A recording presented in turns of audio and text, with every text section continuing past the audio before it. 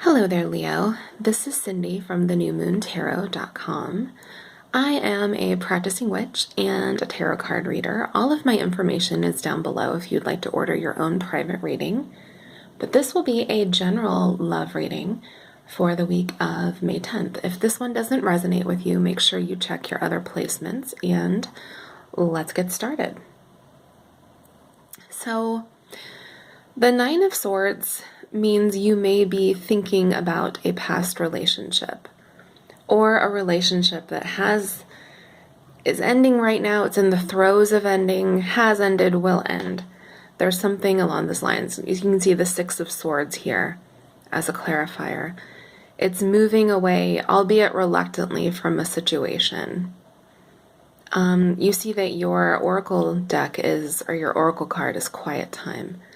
So I think you're doing a lot of soul searching and thinking about your relationship, what went wrong, what's going on, how it could have been better, which is only natural. But it looks like, well, take a look at this. So what I think is going on right now, the Ace of Swords is usually about truth. It's about finding out what the heck happened.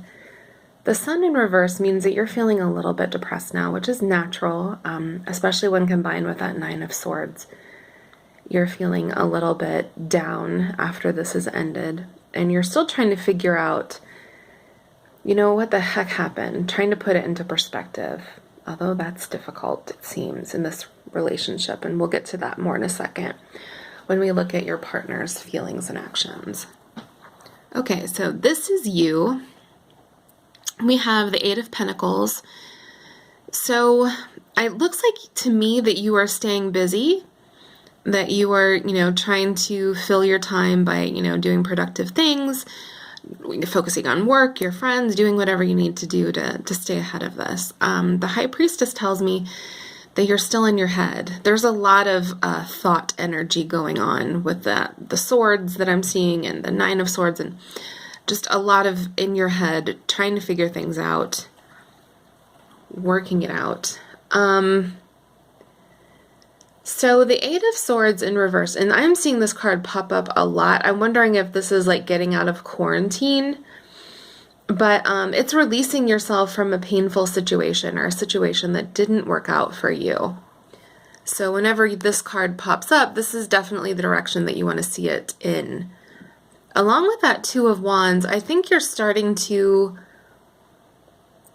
perhaps look at other possibilities, see what else is out there, what you can achieve if you try. You see he has the world in his hands. He has that wand in his grip, so he has the power in this situation. There's also like a finding your passion sort of a vibe going on here with those wands. This is also somewhat of a contemplative card though too. You may have a situation where your heart knows that it didn't work out.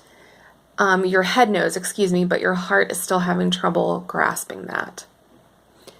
So this is your actions, what's headed into the future. There's Page of Wands, which is, I love this depiction of the card. You're going out to find your happiness. Where is it? Let's go and find it, especially when it's combined with the Wheel of Fortune right there. This is definitely, this connection may have hurt, it may have felt really good, but ultimately I don't think it was your fate or the person that's supposed to be in your life at this time. So that's not always easy to hear. Now let's talk about your person. Okay, so there may have been some words here. The King of Swords in the reverse position is kind of a jerk. Yeah, great big jerk face. He says things that are blunt, not necessarily the truth. He can be very nasty. And with the Two of Pentacles here, so this is my vibe or what I'm pulling from it. I don't know about juggling necessarily as though there are other people, but I think that this person's priorities were about themselves. They were putting themselves first, what they were interested in first, and sort of giving you what was ever left over out of all of that time they carved out. Just my thoughts. And furthering that work vibe here, the Ten of Wands, that's definitely being burdened. They could be thinking about you with that Seven of Cups. Sometimes that's like fixating on someone, fantasizing about them, thinking about the different options that could have happened.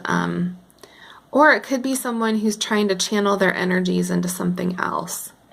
But they aren't unaffected by this breakup. I just want you to know that, even if they are playing it cool.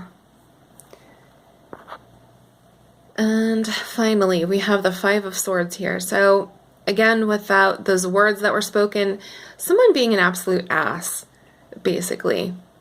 And I have a feeling with the Eight of Wands here, that's usually communication. You're probably going to hear from this person. I don't know if it's going to be anytime soon, but they probably are going to reach out to you sort of as a feeler to see if this is done. So be aware of that.